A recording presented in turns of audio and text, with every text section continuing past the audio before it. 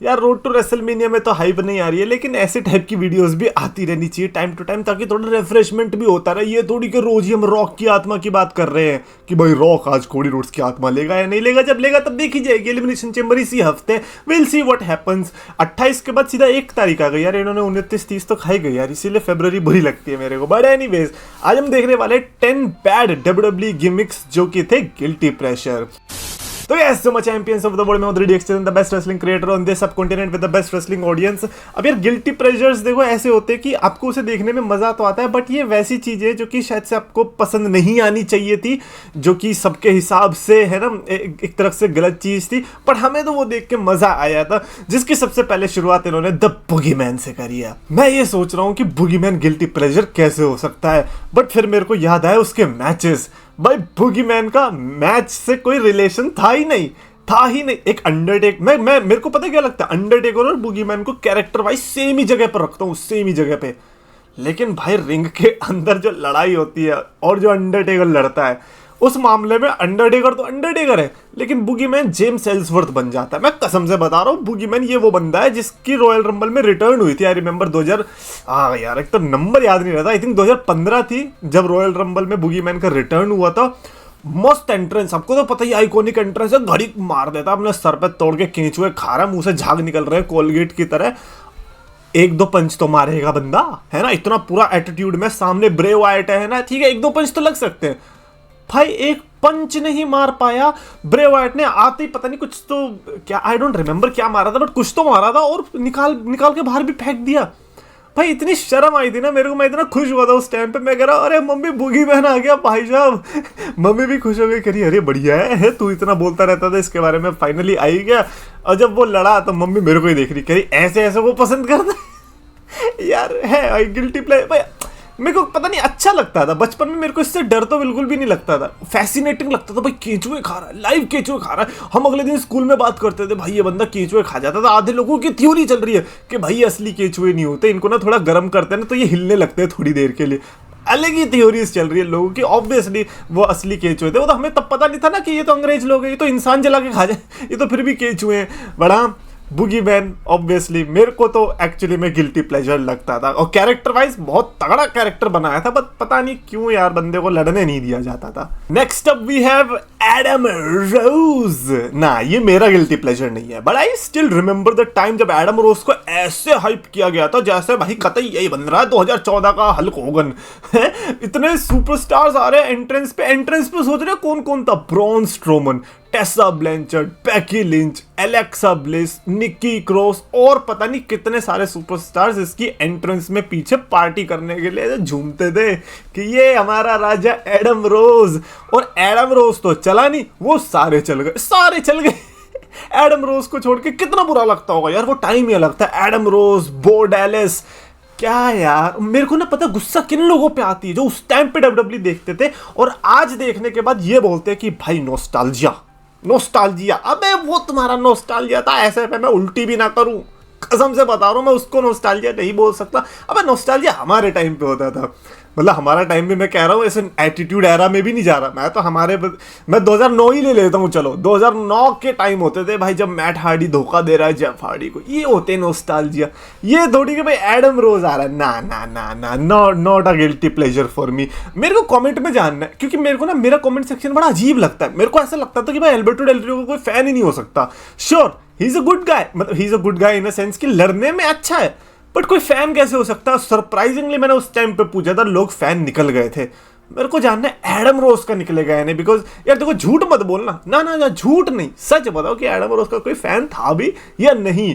पता तो चलना चाहिए ना कि जब डब्ल्यूडब्ल्यू ऐसे पुश करती है किसी बंदे को तो एक्चुअली में उस टाइम पे हमारे दिमाग में क्या रहता है, क्योंकि देखो यार ultimately it boils down to that only.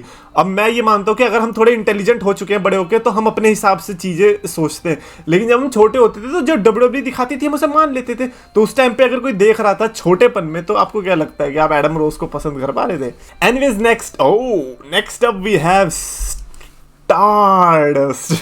Stardust ने भाई पूरा जो चेपा है कैरेक्टर अपने भैया का, कह रहा है भैया भैया प्लीज मेरे को कैरेक्टर दे दो, मेरे से कुछ नहीं हो पा रहा। बट ये स्टारडस्ट का वो डिप्रेसिंग डेज थे यार, ऑब्वियसली जितनी भी हमने स्टोरीज सुनी है वो डिप्रेसिंग और भी ज्यादा इसीलिए लिखेंगे बिकॉज अब वो इतना सक्सेसफुल हो गया विद दिस कैरेक्टर। और स्टारडस्ट उस टाइम पे भाई गंदा लगता था, मैं कसम से बता रहा हूँ। वो जितना भी वे सोने की शाइनी लेदर जैकेट पता नहीं क्या पहन के आ जाते थे और ऐसा ऑरा दिखाते थे, रंबल में ऐसे एंट्रेंसेस हो रही है, कमेंटेटर्स पागल हो रहे हैं, what gold dust, gold dust ही तो है, कौन सा बड़ा चीज है। और उसमें भी तुम स्टारडस्ट ला रहे हो, मतलब सोच रहे हो डिग्रेड हो रही हो। गोल्ड के बाद सोचो बंदा डायमंड वायमंड कुछ रूबी का ना, स्टारडस्ट बन गए। ठीक है भाई, अब क्या ही बोल सकता है, सिल्वर पेंट पहन के आ गए मुंह पे, तो भाई ऑब्वियसली तुम तो डिग्रेडेड वर्जन लगोगे। एंड मेरे को नहीं पसंद था ये, मेरे लिए गिल्टी प्लेजर तो बिल्कुल भी नहीं था, मेरे लिए तो अथू भाई। यहाँ पर रोमन रेंज फैन का हाँ भाई सही कह रहा भाई, कोडी तो था ही शुरू से। नहीं अब तो फिर भी ठीक है यार, स्टारडस्ट का अगर आपने देखा होता तो आप कहते भाई ये क्या है। मेरे को कोडी रोड्स का पता है पहले वो वाला कौन सा कैरेक्टर पसंद आया था, जब वो मास्क पहन के आने लग गया था ट्रिश स्ट्रैटस वाला, जब रे मिस्टीरियो ने उसकी नाक तोड़ दी थी 619 मार के, वो मेरे को अच्छा लगा था। जब आईसी टाइट, ओ भाई आईसी टाइटल जब बंदे पे थे उसने बिग शो को रुला दिया था। आई रिमेंबर रेसलमेनिया 28 के आसपास का टाइम चल रहा था, बिग शो रो गया था, उसका पेशाब निकल गया था कि भाई मैं इसको कैसे नहीं हरा पा रहा। वो कोडी रोड्स मेरा like one of my favourite version था। Next up we have James Ellsworth. ये मैं तो आज भी चाहता हूँ, अगर आप मेरे को ऑप्शन दोगे गोल्डबर्ग और जेम्स एल्सवर्थ में से कि तू किसको रिटर्न करवाना चाह रहा है, तो मैं ये बोलूंगा कि क्या ये ऑप्शन पिक करना फ्री है, तो वो बोलोगे हाँ फ्री है। मैं फिर भी बोलूंगा कि मेरे तरफ से 10,000 रुपए लेके जा और जेम्स एल्सवर्थ को पिक करके भाई तू आ। अरे भाई मेरे को गोल्डबर्ग की स्टेम सेल थेरेपी वाले गोल्डबर्ग से कोई मतलब ही नहीं है, वो कितना ही क्राउड पुल कर ले, पर मेरे को ऐसा लगता है at any given point of time James Ellsworth जो मोमेंट्स बना के जाएगा वो भाई इस पॉइंट पर गोल्डबर्ग नहीं बना पाएगा।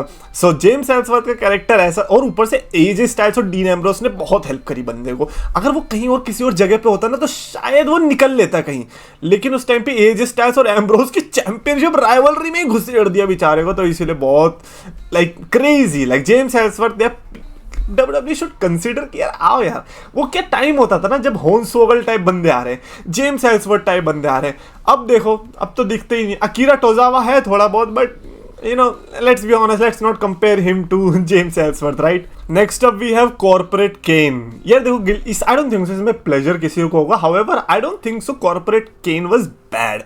यू नो मेरे को कौन सा केन का वर्जन बेकार लगा मैं बताता हूँ आपको। ये था 2000 कौन सा था, 2011 या 12, आई थिंक 2012 में रिटर्न किया था केन ने, जब उसने वो प्लास्टिक का पूरा ब्लैक वाला मास्क लगाना शुरू कर दिया था। उसके पहले टकला वाला केन था, तो वो जो प्लास्टिक वाला मास्क लगाना शुरू कर दिया था ना, एज इफ कि अब वो पुराना केन वापस आ गया, वो सबसे बेकार वर्जन लगा था मेरे को केन का।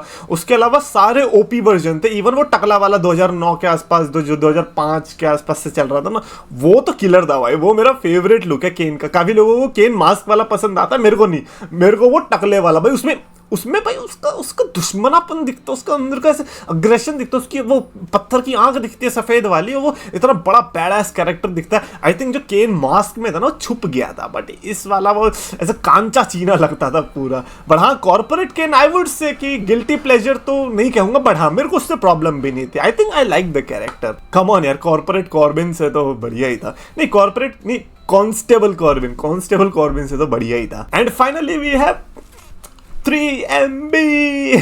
किसी ने उस टाइम पे ऐसे बोलते थे कि जब 3MB चैंपियनशिप जीत जाएगी तो ये अपना नाम 3GB रख देंगे। मैंने कुछ भी बोले जा रहे हैं, बट हाँ ये इट्स हार्ड टू इमेजिन कि इसमें से एक बंदा है जो आगे चल के स्कॉटिश साइकोपैथ बनेगा, ड्रू मैकिंटायर। या मैन लाइक वो 3MB देखो और अब के बंदे देखो, इट इज जस्ट इनसेन कि ड्रू मैकिंटायर ने क्या ट्रांसफॉर्मेशन किया है। ड्रू मैकिंटायर खुद भी अपने 3MB डेज को देख के सोचता होगा कि यार स्ट्रगल तो मैंने बहुत किया। आई फील लाइक यार ड्रू मैकिंटायर जैसा स्ट्रगल शायद हर कोई नहीं करता ना, वैसे स्टार्टिंग से शुरू होता है, विंस मैकमैन की पिक है तू, विंस मैकमैन का फेवरेट है तू, आईसी चैंपियन बन गया है तू, फिर नीचे जाता है 3MB में, फिर ऊपर जाता है TNA में, फिर नीचे जाता है, फिर ऊपर जाता है भाई। लाइक हैट्स ऑफ भाई। और अब कट टू सीधा डेमिन प्रीस्ट से लड़ने को ढूंढ रहा है।